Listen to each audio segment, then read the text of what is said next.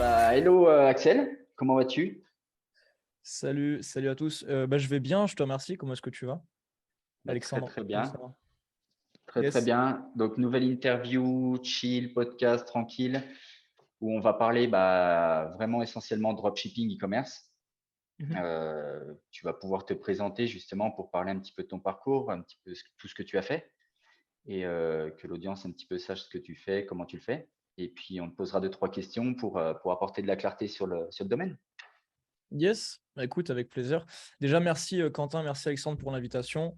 Avec Ça plaisir. fait plaisir. Avec Par rapport plaisir. à ce que je fais, je m'appelle Axel, hein, ça je pense que c'est pas une grosse information. Ça va faire, là on est en 2022, ça va faire 5 ans que j'ai commencé à tâtonner en e-commerce, c'est 4 ans que j'en vis. J'ai passé un an à la ramasse, à mes départs. Et puis après, de fil en aiguille, je me suis expatrié, j'avais 19 ans. J'ai commencé à 17 ans en fait. J'ai commencé à faire de l'argent à 18 ans, je me suis expatrié à 19 ans.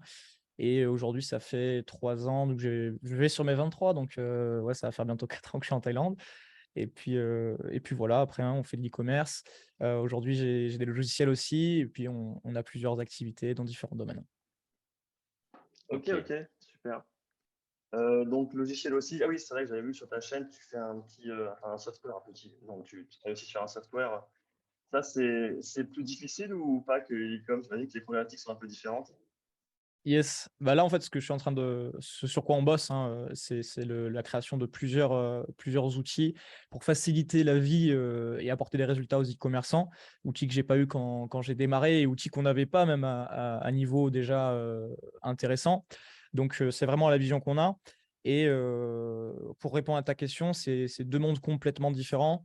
Pareil là, tu vois, j'ai passé un an quasiment à galérer là-dessus et à perdre beaucoup d'argent, beaucoup de temps parce que je connaissais pas le milieu. Donc j'ai dû me faire un peu les dents là-dessus. Et puis non, c'est vrai que la porte d'entrée est beaucoup plus haute. C'est des coûts, si t'es pas développeur toi-même, les coûts sont beaucoup plus importants que faire du dropshipping. Le business model n'est pas du tout le même. Et puis, en fait, chaque erreur te coûte énormément, en fait. Voilà. Donc, disons il faut faire attention à ce que tu fais.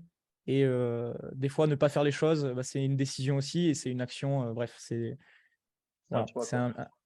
ouais, c'est un business, c'est très, très, très intéressant, mais ça pardonne pas, disons. Ouais, ok, ouais. Et ça fait quoi de sortir un peu de sa zone de confort? Parce que comme tu le disais, ça faisait un bout de temps que tu faisais de l'e-commerce, donc on va dire que tu cherchais des produits, des nouveaux process, du marketing, mais c'était un peu, on va dire, ton domaine, tu étais à l'aise depuis quelques années là-dedans. Et te lancer dans un nouveau défi comme ça sur un projet un peu software, comment ça se passe psychologiquement peut-être? Il y a des moments, c'est un peu plus difficile que d'autres.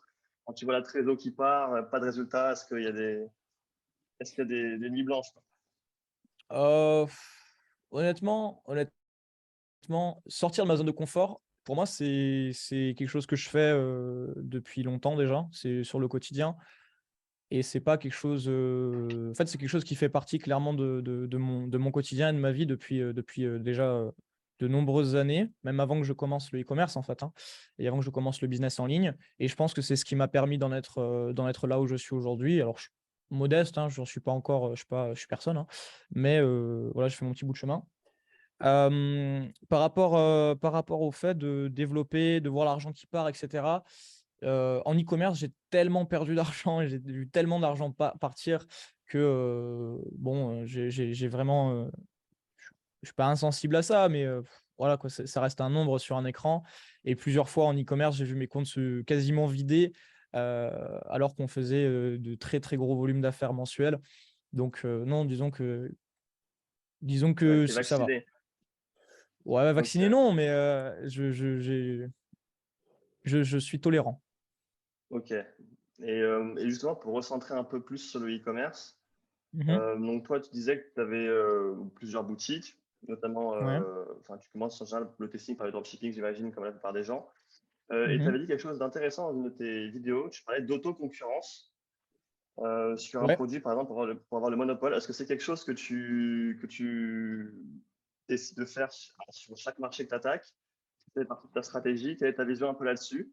Parce que c'est quelque chose d'assez contre-intuitif. On peut imaginer que ça fait augmenter les coûts publicitaires ou autres. Est-ce que du coup, il y a un réel avantage long terme à le faire? peut-être éviter la concurrence réelle d'autres personnes ou comment ça se passe? Alors là, je sais pas où est-ce que tu l'as vu, dans quelle vidéo. C'est pas une vidéo, à mon avis, c'est une interview, quelque chose comme ça. Parce que c'est quelque chose dont je parle rarement, parce que c'est vraiment quelque chose de puissant. Mais d'où c'est inspiré, bah, c'est vraiment quand tu regardes et que tu sais que dans les grandes surfaces, tu vas au rayon Sopalin, par exemple, au rayon essuie-tout, tu as différents prix, tu as différentes marques, tu as différents modèles, tu as différentes formes. Mais la réalité, c'est que c'est le même groupe qui produit tout. Hem, Tu as l'impression que, par exemple, tu vas acheter, tu vois, il y a les groupes, Pepsi, tu vas avoir, j'en sais rien, Orangina et cetera. Fanta, tu crois que c'est toutes des boîtes indépendantes, mais non, pas du tout, en fait. C'est la même, holding. Pareil, toutes les variations de Coca, je suis sûr que, tu vois, les Coca, les Cola, tous les trucs, enfin les sous-marques, en fait, hein, c'est la même personne qui dirige et il en faut pour tout le monde. Des concurrents, tu en auras toujours. Alors pourquoi pas s'auto-concurrencer comme le font déjà les plus gros et c'est de là où part la réflexion et se dire: «Bah, tiens, si j'ai un produit qui marche sur le marché, peu importe le marché sur lequel je suis», après il faut bien sûr qu'il ne soit pas trop petit non plus, pourquoi pas, m'auto-concurrencer et faire plusieurs sites, sur le même produit et proposer, des pubs un peu différentes, ou alors reprendre carrément les mêmes pubs et voir ce que ça donne. Parce qu'il y a tellement, tellement, tellement d'utilisateurs Facebook qu'on ne peut pas tous les avoir. Il y aura toujours des gens pour gratter et autant le faire tout seul, quoi. Donc c'est de là où ça part. C'est très puissant, ça demande de la trésorerie quand même. C'est pas, quelque chose que je faisais au début et c'est quelque chose que j'ai commencé à faire quand déjà on faisait, plusieurs centaines de milliers d'euros par mois depuis longtemps. Donc voilà, mais ça marche fort, ouais. OK, ouais, parce que j'imagine un bénéfice un peu indirect, c'est que les gens, quand ils analysent la niche et qu'ils voient qu'il y a déjà plusieurs sites en place, ça peut en dissuader quelques-uns, quoi. Bah, ça dissuade, mais c'est clair. Parce que quand tu qu'une boutique, les gens, ils savent pas vraiment qui est derrière la boutique. Donc en gros, ils vont peut-être essayer de faire la concurrence, ils vont peut-être essayer de se positionner sur le produit. Par contre, quand tu as genre 5 boutiques qui sont sur le même produit déjà, tu te dis: «Bon, le produit, il est peut-être saturé» et nous, on a le budget pour gérer 5 boutiques, 10 boutiques, 15 boutiques, 20 boutiques. La personne qui vient en général en dropshipping, qui démarre ou quoi, elle a pas le budget pour nous suivre, du tout. Donc qu'on soit sur une boutique ou 15 boutiques, en soi, pour nous, on a la trésor. La concurrence ne l'a pas forcément et ça nous permet de prendre des marchés comme ça, en fait. Ok. OK, ouais. Et justement, quand tu gères, alors là, tu pars directement avec 5-6 boutiques. Quand tu t'auto-concurrences, je pense que tu as quand même plusieurs boutiques que tu lances limite en même temps. Hem, d'abord on lance une boutique, d'abord on valide toujours un concept. Après une fois qu'on a un concept, on voit qu'est-ce qu'on peut faire avec ce concept? Le but pour moi, une fois que j'ai quelque chose qui fonctionne, c'est de l'optimiser au maximum pour tirer un maximum de marge et puis une fois que c'est optimisé, que ça roule, bah, là je duplique. J'ai pas envie de faire le travail si j'ai 5 boutiques, j'ai pas envie de faire le travail 5 fois. Je le fais une fois et puis après je duplique. C'est vraiment, l'approche Mmh. que j'ai et dans tout ce que je fais, c'est comme ça, en fait. Je préfère, d'abord tout optimiser, me planter sur une boutique s'il faut, mais pas me planter sur 5. Ok. Et quand tu commences comme ça, tu privilégies quoi comme source de trafic? Tu vas être sur de l'organique ou du trafic vraiment payant? Moi, je suis vraiment très, très porté Facebook Ads. Donc, Ok. depuis toujours quasiment, en fait, j'ai toujours fait du Facebook Ads quasiment et j'ai jamais lâché, en fait, hein, pour moi, quand tu as quelque chose qui fonctionne, il faut pas le lâcher. Donc, Facebook Ads en Même s'il a bien grande changé. majorité. Ça a bien changé. Moi, au départ, quand j'ai commencé, tu pouvais vendre un peu n'importe quoi sur Facebook, tu pouvais parler un peu Ouais, n'importe carrément. comment, tu t'en moquais un peu. À l'époque, j'ai commencé, c'était, la grande mode des hand spinners. Donc, bon, il y avait des boutiques Ouais, ça partout sur les date. hand spinners. Oh, ça date, ça date, ça date. Mais, ouais, ouais, non. À l'époque, c'était la grosse, grosse tendance, c'était la grosse licorne et ouais, aujourd'hui, ça marche plus, hein, forcément, mais non, Ok. ça a changé, mais ça marche toujours. Et tu n'utilises pas du tout d'organique? Parce que nous, alors on parle d'organique, ça va être surtout par rapport à une grande mode qui est sortie, TikTok. Beaucoup Ah ont oui. utilisé TikTok et il y a eu quand même de gros résultats avec cet organique. Est-ce que toi, aujourd'hui, tu l'utilises pour tes boutiques ou pas du tout? Bah, en fait, ça dépend. Ça dépend de l'approche qu'on a. Là, on est en train de faire des tests sur TikTok Ads, donc de lancer des shops, uniquement sur TikTok Ads pour voir ce que ça donne. Je suis très porté ads moi à la base, j'aime bien les ads. Je préfère les ads, parce que, c'est «moins aléatoire» entre guillemets. L'organique, ça demande des compétences, hein, c'est un peu la mode de dire: «Ouais, tu fais des TikTok et ça y est, tu vas péter». C'est pas vrai. Ça demande des compétences, ça demande de comprendre, qu'est-ce qui se passe, ce que les gens veulent. Il faut savoir faire du contenu. Il faut que ton produit enfin, et c'est cette aptitude à devenir viral, par exemple, sur TikTok. Hem, moi, personnellement, j'aime bien limiter au maximum les variables dans mon business. Donc, ça ne veut pas dire que c'est quelque chose que je néglige ou quoi que ce soit, c'est juste quelque chose sur lequel je ne me concentre pas. Et aujourd'hui, de plus en plus, on recherche dès qu'on a un produit qui fonctionne, etc., on recherche des talents qui vont faire du contenu pour nous de manière hebdomadaire, etc. On va en prendre 3-4 et puis après, on négocie des clauses, on négocie des contrats et ils travaillent pour nous. Ça, c'est le mieux à faire. Mais en toute transparence, c'est pas ma plus grosse, c'est pas plus mon plus gros focus. Je sais que potentiellement on laisse de l'argent sur la table, mais je préfère aller manger plus gros dans la gamelle avec les ads. Ok. Ouais, tu l'utilises vraiment en testing quoi, pour le moment, quoi. Bah, tu testes des Les nouvelles ads? stratégies avec différents. Non, mais avec TikTok, on va dire. Là, c'est vraiment pour tester différentes sources de trafic. Yes, là on teste du TikTok, TikTok ads. J'ai envie de voir ce qu'on peut faire vraiment uniquement avec les ads. J'ai envie de faire un truc sympa, un peu comme avec Facebook au final, parce que si on arrive à avoir 2 vecteurs sur lesquels on est vraiment rodé, vraiment expert, euh, c'est top. C'est vraiment top. Ah, mais c'est clair. Là, aujourd'hui, tu travailles comment? Parce que les créatives, on va dire que c'est quand même le point le plus important avec les ads aussi, Mhm. en plus Ouais. du marketing, hein. Là, tu travailles avec une agence qui s'occupe de faire tes créatives ou tu les fais toujours toi-même? Parce que bon, l'évolution des créatives a quand même bien changé en 5 ans. Au C'est départ, vrai. on pouvait faire ce qu'on voulait sur Facebook, on mettait un peu de la merde, hein. Aujourd'hui, il faut quand même une qualité supérieure pour attirer le regard, quoi. Non, c'est vrai. Moi, au début, quand j'ai commencé, on faisait des canevas. Donc, c'était des trucs. Voilà. Et je faisais, c'est du free plus shipping à l'époque. Donc, bon, ça Ok, remonte, hein. d'accord. Ouais. C'est illégal en France maintenant. Mais c'est ce qu'on faisait à l'époque. Et puis, non, aujourd'hui, bah, on a tout internalisé. Euh, on a tous nos processus. Tout est déjà sous process depuis bientôt 3 ans, 2020 à peu Ok. près. Donc, on a tout verrouillé, tout cadré. L'objectif, c'est d'avoir un business qui est systémisé. Donc voilà, on a nos talents en interne. Là, on est encore en train de faire un gros recrutement. Donc voilà. Ok. Et sur la partie, on va dire, vraiment drop pur, est-ce que toi, aujourd'hui, tu mets un privilège vraiment sur la partie long terme, un business pérenne, ou est-ce que tu veux vraiment faire du one shot et, comme on dit, prendre un max de pognon et basta, quoi? Non, moi je suis plus sur une approche pérenne. Après, tu vois, moi je suis pas trop dans l'idée de dire je veux faire une marque, dans le sens une marque comme on l'entend. C'est pas trop ma vision des choses. Je pense que tu peux garder une boutique de dropshipping, entre guillemets, et faire énormément d'argent et avoir des clients contents et sur le long terme. Tu vois, l'échange que j'avais juste avant avec Romain, là, avant qu'on s'appelle, on parlait d'y aller étape par étape. Il a tout à fait raison là-dessus.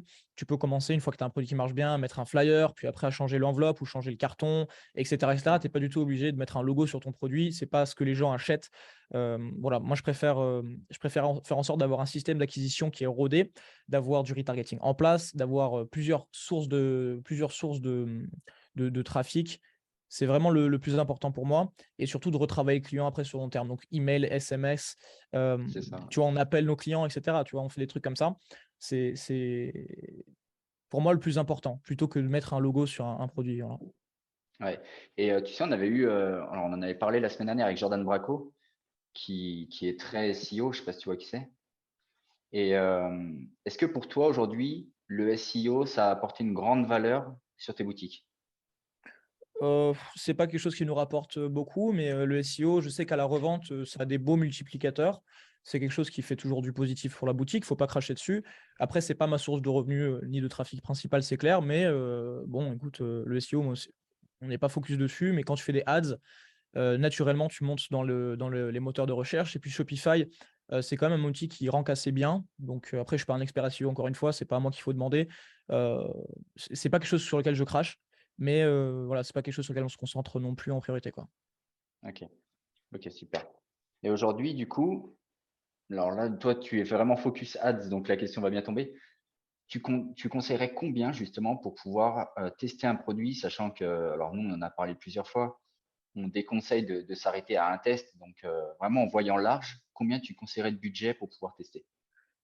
Ça dépend, ça dépend, ça dépend. Quelqu'un qui débute complètement, qui a pas une grosse trésor, il peut commencer à tester avec 30 € par jour.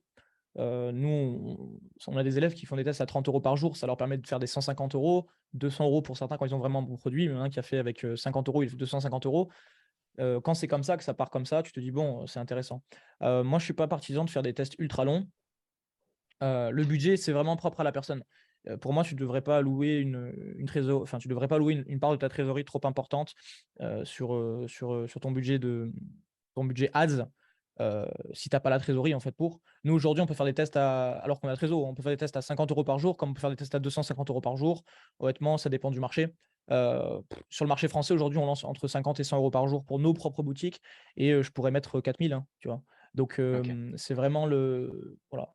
Pour un débutant, j'aime bien recommander entre 30 et 50 € parce qu'au moins, tu n'as pas de stress, tu n'as pas d'émotion avec ton argent et ça te permet de voir un peu comment ça se passe, d'avoir des métriques, de pouvoir analyser. Et puis, si ton produit, ton marketing, il est bon, tu feras déjà des ventes, en fait. Donc, voilà, pour moi, c'est ce que je recommanderais. Ok, ok. Yes. Et dans ton discours, tu parles beaucoup de systémiser, de système, comme tu disais, avec l'autoconcurrence, etc., une vision un peu plus large. Est-ce que c'est une partie est-ce que c'est la partie que tu préfères entre guillemets, l'entrepreneuriat et ton métier à l'heure actuelle? C'est vraiment voir ta boîte, pas genre comme un store avec l'accès marketing, mais plus en mode mettre telle personne, tel talent à cet endroit-là, vraiment gérer le truc comme une vraie boîte, plus un groupe même qu'un site. Exactement. Alors, il y a le système, j'aime bien le mot. Par contre, ce que j'aime beaucoup, moi, c'est l'écosystème. Pourquoi? Parce que je veux toujours chercher à maximiser les résultats qu'on peut obtenir avec ce qu'on a.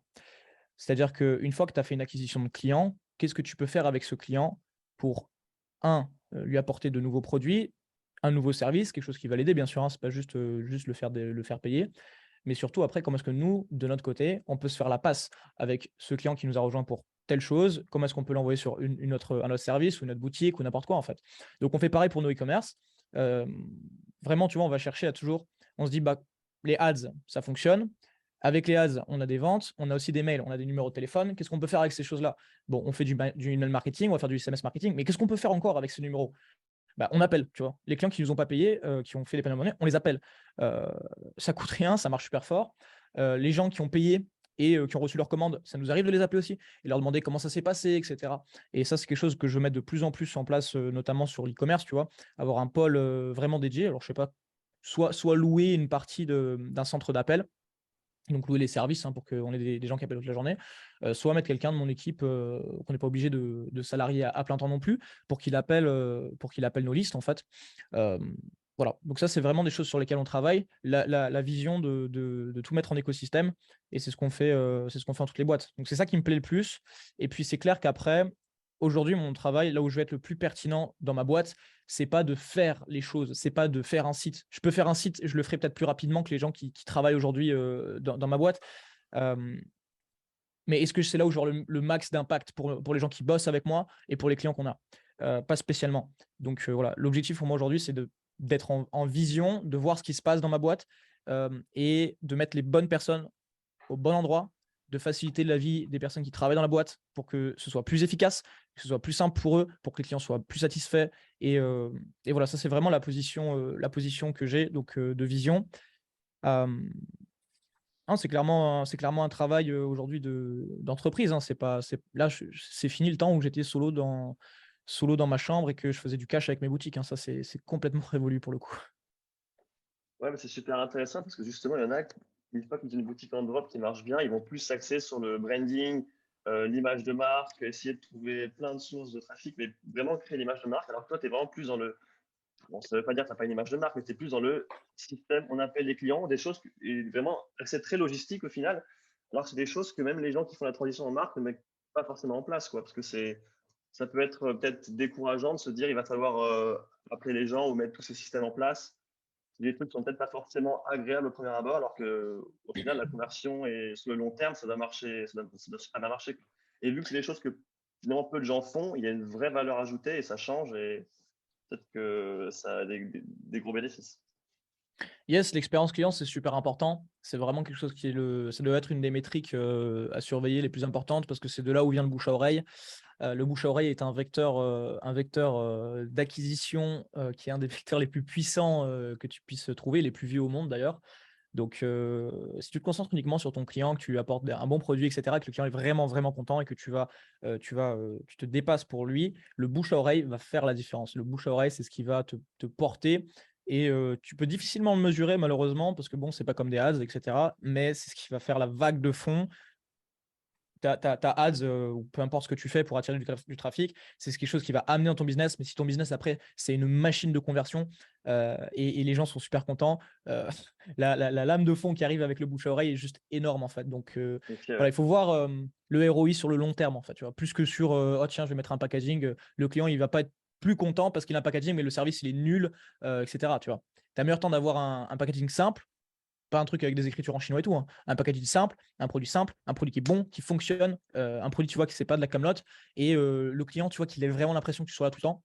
Ça fait plus la différence que d'investir directement, tu vois, dans du stock, dans du branding et tout. Faut le faire, mais je pense qu'on doit être client-centré d'abord et bosser sur ça. Je pense que voilà, sur tout ce que j'ai testé, c'est ce qui marche mieux. Ok, parce que c'est intéressant, parce que c'est vraiment pas l'approche qu'on entend un peu dans le milieu, justement. C'est un peu l'approche opposée, justement. Donc, c'est intéressant d'avoir ce son de cloche également et de savoir que ça fonctionne, quoi. Bien sûr, ça fonctionne. Bah, dans tous les cas, après, il faut s'inspirer, pour moi, faut s'inspirer des gens qui sont plus loin. Et quand tu regardes les gros poissons dans le milieu, ils raisonnent différemment. Donc, moi, je me dis toujours, OK, comment est-ce qu'on peut faire mieux les choses? Comment est-ce qu'on peut, tu vois, se positionner intelligemment? Enfin, pas nous tuer à la tâche, mais avoir des résultats décuplés là où il n'y a personne, en fait. Euh, donc, ouais, non, c'est super intéressant. Il y a plein de choses, plein de choses à explorer. Ouais, Ok. mais ça justement, c'est bon à comprendre parce que l'expérience client, il y en a trop qui le mettent de côté. Et j'en parlais justement par rapport à Amazon. Aujourd'hui, même des clients qui ne reçoivent pas leurs commandes, tu es sûr que même si c'est à 23 heures, ils reçoivent un appel justement du call center d'Amazon pour justement prendre des nouvelles, savoir pourquoi ils ont pas reçu, est-ce qu'ils… Enfin, et honnêtement, rassurer le client, c'est les fidéliser dans tous les cas. Et dans n'importe quel métier, hein, que ce soit même dans la vente physique, si tu les rassures, la conclusion et la vente, elle est faite, quoi. C'est exactement ça. C'est exactement ça. Et je voulais savoir, alors, je ne sais pas si tu le fais encore, mais il me semble que tu avais des coachings. En coaching en privé, en one-one, j'en fais plus. Après, Ok, on a ça marche. systémisé tout ça. Donc, une académie, un programme de coaching qui est vraiment solide où tu as du coaching 7 sur 7, ouais, où je participe également au coaching. Mais en privé, one-one, par manque de temps, j'en fais plus, quoi. Ok. Est-ce que tu peux nous expliquer en quoi ça consiste justement? Qu'est-ce que tu vas leur apporter? Qu'est-ce que tu vas voir avec eux et quelle valeur justement tu peux leur apporter pour qu'ils y arrivent? Yes, bah en fait, ça dépend des profils qu'on a. On a des gens qui ont fait déjà des millions d'euros qui nous rejoignent, comme des gens qui n'ont jamais fait une vente. Et l'idée, en fait, ce qu'on propose, c'est qu'on ouvre nos systèmes. Tu vois, la méthode que j'ai, je l'ai simplifiée forcément parce que bon, quand tu démarres, tu n'as pas besoin de savoir tout ce qu'on sait. Ça ne te sert à rien. Et je donne l'essence, je donne ce dont tu as besoin. Donc, d'une, ils ont une méthode, ils ont une trame à suivre et c'est pas de l'information. On ne vend pas une information, on vend une méthode. Donc, c'est-à-dire que tu n'as pas à donner ton avis sur la méthode, on s'en fout de ton avis. Tu viens nous chercher parce que tu veux qu'on t'apprenne à faire ce qu'on fait et tu as juste à copier-coller ce qu'on fait. Donc voilà, nous, là, c'est vraiment l'approche. Et en gros, on ouvre les systèmes, je montre en vidéo tout ce que je fais et les systèmes sont à suivre à la lettre. Ça, c'est l'approche qu'on a. Deuxièmement, on a de l'encadrement 7 jours sur 7, par écrit, par appel, par partage d'écran. 7 sur 7 pour tout le monde. Donc vraiment, c'est une approche, tu vois, je suis bien conscient qu'on n'est pas obligé de faire autant, mais on veut que les gens réussissent. Après, on ne peut pas faire le travail pour les gens pour le moment. C'est clair. On va peut-être mettre ça en place plus tard, mais c'est quelque chose qu'on réfléchit vraiment à mettre en place. Mais l'objectif pour moi, c'est vraiment de garantir une expérience et garantir une réussite. Donc après, bien sûr, aujourd'hui, on a encore la variable de est-ce que la personne va bosser. Mais là, on a plein de gars qui rejoignent, qui connaissent rien et qui commencent à faire des ventes, qui commencent à faire des journées sympas, 100, 200, 300, 500 euros par jour net. Et là, récemment, hier, on a un type qui a dépassé les 100 000 euros encore avec nous. Donc, purement suivant la méthode.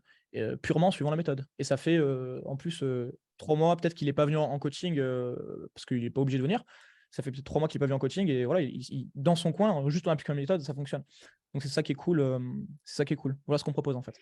Ouais, mais en fait, c'est justement la différence entre une formation, comme tu dis, on va donner de l'information, et Yes. la méthode. C'est justement la différence, c'est que ils n'ont pas besoin en fait de vouloir apprendre par cœur quoi que ce soit. Là, c'est tu copies-colles, tu te la Ouais, fermes, tu fais ce qu'on fait, ça marche, exactement. tu le fais. Et moi, On c'est est ça que dur, je trouve hein. important parce que Non, je dis on est dur, hein. On est dur. Je tolère. Ouais, mais il faut. J'ai ouais, j'ai très peu de patience. quand on explique quelque chose, par exemple, et qu'on dit tu fais ça, il n'y a pas de discussion en fait. C'est pas une discussion. Tu vois. Je suis pas Ouais, mais c'est psychologue. ça. Voilà. Tu fais ça, tu viens nous chercher pour faire de l'argent. Si tu n'es pas content, montre-moi ton argent, montre-moi ce que tu fais et apprends-moi. Exactement. C'est-à-dire, Non, mais c'est ça. donc voilà. Et de toute façon, l'encadrement, c'est ce qui marchera le mieux, hein. Et les Ouais, coachings, les mentorats, on peut l'appeler comme on veut, mais c'est ce qui aujourd'hui apporterait de réels résultats. Moi, les formations exactement. banales, ça fait des années que de toute façon, je compte même pas dessus et je ne veux même pas de toute façon perdre mon temps à apprendre quelque chose. Je préfère utiliser une méthode qui fonctionne déjà et la mettre en place Exactement. et avoir des résultats directement, quoi. Nous, en fait, c'est pour moi, c'est quelque chose qui m'a vraiment marqué, c'est l'information, c'est vraiment du papier toilette, tu vois. Une idée et une information, c'est du papier toilette si tu n'as pas d'exécution. Tu as meilleur temps d'avoir une information qui est moins bonne ou une idée qui est moins bonne, mais une exécution qui est excellente, plutôt qu'une idée excellente, une information excellente, mais une exécution qui est minable. Vraiment, l'exécution, c'est ce qui fait la différence. Alors, bien sûr, si tu as une information excellente et une exécution excellente, tu es au top.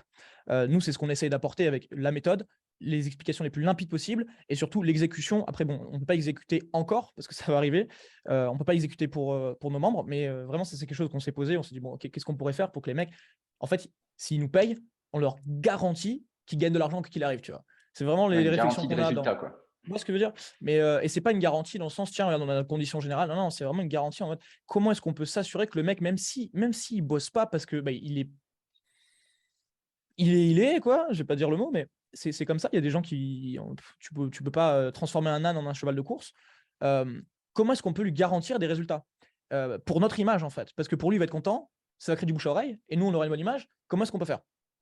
Donc, tu vois, c'est toujours des réflexions que j'ai comme ça dans tous mes business, que ce soit pour le logiciel, pour la formation, le coaching, ou alors l'e-commerce. Enfin, peu importe ce que je fais, je réfléchis toujours comme ça parce que c'est plus simple. C'est dur à mettre en place et on élève la porte d'entrée. C'est trop simple de faire une formation et de dire, bah, voilà, prends ma formation et tu es une formation parmi tant d'autres. Tout le monde peut le faire. Si tu as des C'est ça. compétences, tu es légitime, bien sûr. Hein. Là, je parle même pas des. Bon, bref, tu m'as compris.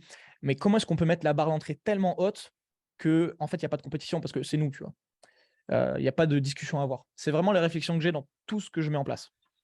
Ouais, mais c'est important. Et après, c'est un risque, hein, que tu prends, hein, quand même, hein. Parce que là, Yes. tu leur garantis les résultats qu'ils vont avoir. Enfin, même les plus gros branleurs auront des résultats. Donc, c'est des Ouais, risques bah que là, tu prends. Mais par contre, c'est sur ça. le long terme, les résultats que tu leur apportes, toi, ça va C'est en ça. Et personal aujourd'hui, branding, c'est ouf. notre seul, c'est ça. Et aujourd'hui, notre seule barrière en fait qui nous permet, enfin qui nous empêche d'être à 100% en train de te dire, ok, tu nous payes, tu vas gagner de l'argent, c'est parce qu'on n'exécute pas pour eux encore, tu vois. Et je me dis, comment est-ce qu'on peut exécuter pour eux sans que nous, ça nous coûte, parce que finalement, bon, on travaille hein, dans l'équipe, c'est en interne, donc chacun a sa position et tout. Mais c'est une vraie réflexion. Comment est-ce qu'on peut trouver le point d'équilibre entre nous, ça nous coûte pas grand-chose de le faire, eux, ça leur apporte vraiment des résultats. Parce que sinon, si on doit tout faire, si par exemple, tu me dis demain, ouais, Axel, gère tout un business pour moi, bah, je vais prendre des parts et je vais prendre pas mal d'argent, quoi. Donc, comment est-ce qu'on peut justement éviter de leur faire ça, enfin de leur imposer tu vois, par exemple, le 15, 20 000, 30 000 euros en cash et cash pour que nous, on fasse les choses pour eux. Comment est-ce qu'on l'enlève et comment est-ce qu'on va faire en sorte qu'ils aient des résultats? Tu vois, c'est des réflexions qu'on a, enfin que j'ai du coup et que je partage avec l'équipe, parce que je parle toujours avec bah, du coup les personnes, les cadres de mon équipe pour prendre la température dans tel ou tel domaine, parce que j'ai plus le contact tout le temps avec le client ou avec mon équipe. Il y a des mecs dans mon équipe, je sais même pas qui c'est, tu vois, donc je n'ai jamais parlé avec eux, donc voilà, il faut que je reste en contact toujours. Ouais. Yes. Et justement, mais comment aujourd'hui tu pourrais mettre tout un système comme ça, comme tu dis, 15, 20, 30 000 euros Mhm. et analyser combien toi, justement, il peut te rester en ayant quand même apporté des résultats à tes clients. Parce qu'aujourd'hui, s'ils te filent 30 000 et que tu sais que allez, tu vas utiliser 15 000 du budget pour leur apporter des résultats, ok, je pense que c'est correct, tu as fait 50 de bénéfices, ça peut être intéressant. Mais si par contre, Ouais. sur les 30 000, tu as utilisé 25 pour leur apporter des résultats, tu auras passé beaucoup de temps et ton équipe aura passé beaucoup de temps pour leur apporter au Yes. final les mêmes résultats, quoi. Bah là, l'idée, c'est justement dans le programme qu'on a, c'est de faire en sorte qu'il n'ait pas à payer ça. Parce que si aujourd'hui on doit gérer, par exemple, on a quelqu'un qui vient nous voir et qui dit écoute, Axel, voilà, j'aimerais que tu fasses ça pour moi, j'ai le budget, je vais être investisseur et je veux pas faire d'e-commerce en fait, je veux juste être investisseur. Bah là, nous, on va prendre un cachet en fonction du nombre de shops. Ça peut être 15K, 20K, 30K, peu importe, ça dépend du nombre de shops. Et on va prendre aussi des parts sur les résultats parce que c'est nos boutiques en fait. Tu nous payes un cachet pour rentrer dans notre écosystème et on traite ta boutique comme notre boutique. Là, on te garantit pas des résultats, par contre, on va se battre comme pour notre boutique. Donc, l'objectif, c'est que tout le monde soit gagnant. Voilà, c'est pas sur le.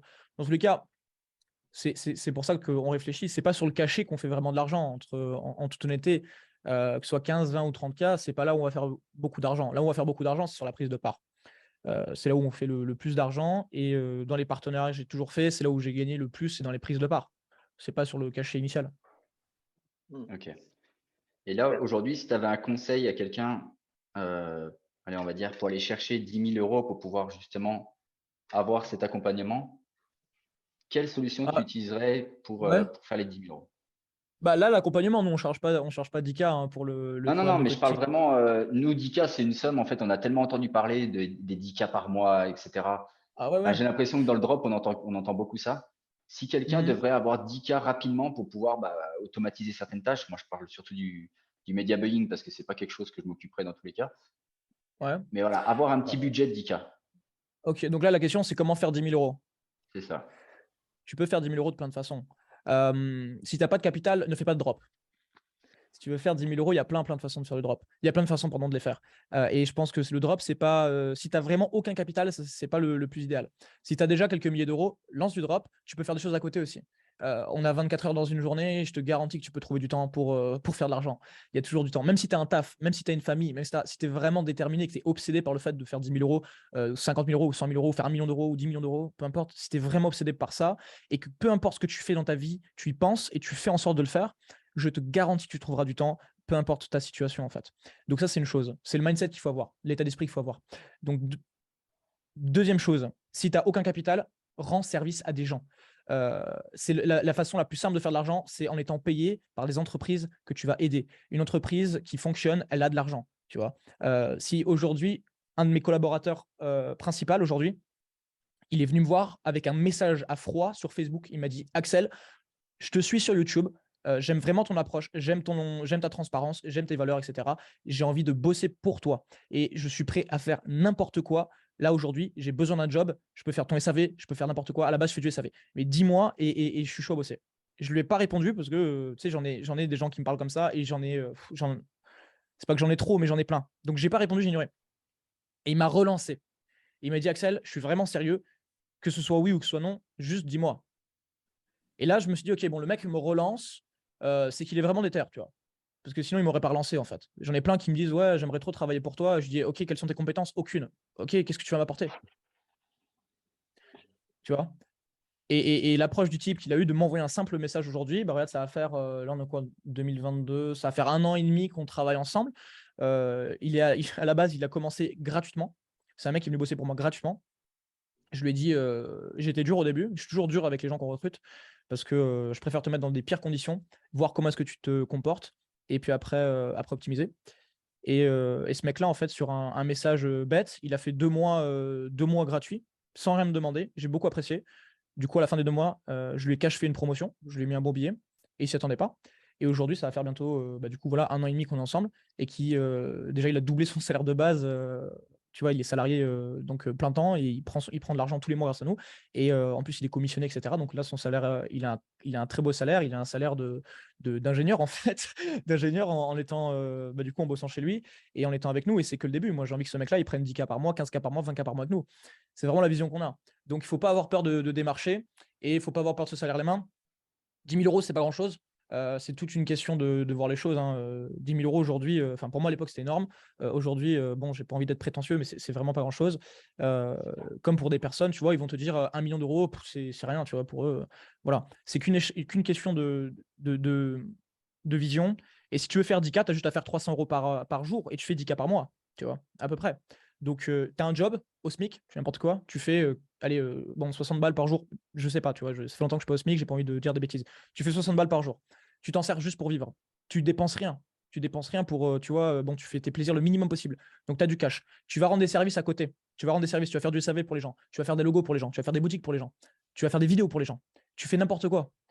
Tu vas te prendre des payes entre 20 et 40, 50 euros par tâche. Même si tu fais des boutiques, tu peux prendre 100, 200 euros par tâche. Tu fais ça tous les jours, tu vois, tu closes une boutique, plus ton salaire. Et à côté, tu as une activité de SAV, peu importe. Tu fais déjà 6 7 000 euros par mois. Mais par contre, il faut que tu bosses. Voilà, par contre, il faut que tu bosses. Et si tu n'es pas capable de faire ça, bah, c'est compliqué, quoi.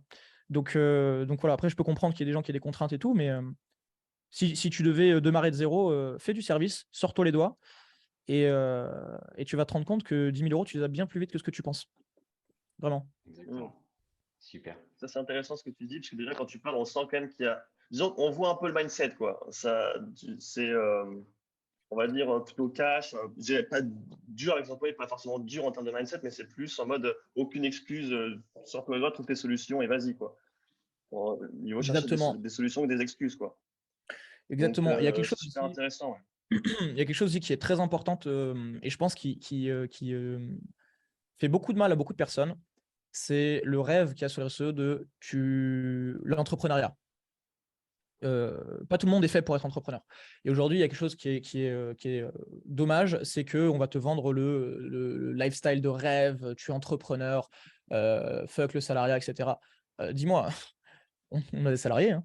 Les salariés ne sont pas contents. Ils gagnent plus d'argent même que les trois quarts des gens qui disent sur leur. Moi, je rigole, ils mettent sur leur bio Insta CEO, e-commerce, crypto, machin. Je ne fais pas un franc, tu vois. Donc, Ouais, ça, c'est l'effet de mode. C'est-à-dire qu'entrepreneur, c'est un mot qui a été bafoué ces dernières années. Et au final, tout le ouais. monde se considère entrepreneur, alors qu'au final, ils sont juste chômeurs avec une page d'internet. Mais c'est pas ça, Non, mais hein, être entrepreneur, quoi. il y a ça, mais après, le fait d'être entrepreneur, c'est vraiment un profil très particulier. Et on m'a posé plusieurs fois, on me pose la question, est-ce que tu penses qu'on est entrepreneur ou qu'on peut le devenir? Je ne sais pas répondre à cette question. Pour moi, dans ma vision des choses, j'ai toujours pensé que peu importe ce que j'allais faire dans ma vie, il fallait que je sois indépendant. Parce que c'était impossible d'avoir un patron, c'était impossible. Mais c'était vraiment impossible. Déjà, j'ai quitté l'école bon, j'ai fait une rupture vraiment à 14 ans. Après, j'ai fait mon bac, j'ai fait mon bac quand même en indépendant. Mais c'est depuis petit. C'est vraiment pas, tu vois, moi, depuis mes 5-6 ans, même avant ça, j'avais déjà des problèmes avec l'autorité, avec des gens qui m'imposaient des choses que je n'avais pas envie de suivre, que je comprenais pas, que je trouvais idiotes. Voilà. Je pense que tu nais avec ça ou pas. Et ça fait beaucoup de mal à des gens, enfin beaucoup de gens, de penser que tu dois absolument être entrepreneur pour réussir ta vie ou pour te sentir bien ou pour faire de l'argent. Il y a des salariés qui tapent des 150K par mois. Moi, je connais très peu d'entrepreneurs qui font tous les mois des 150K.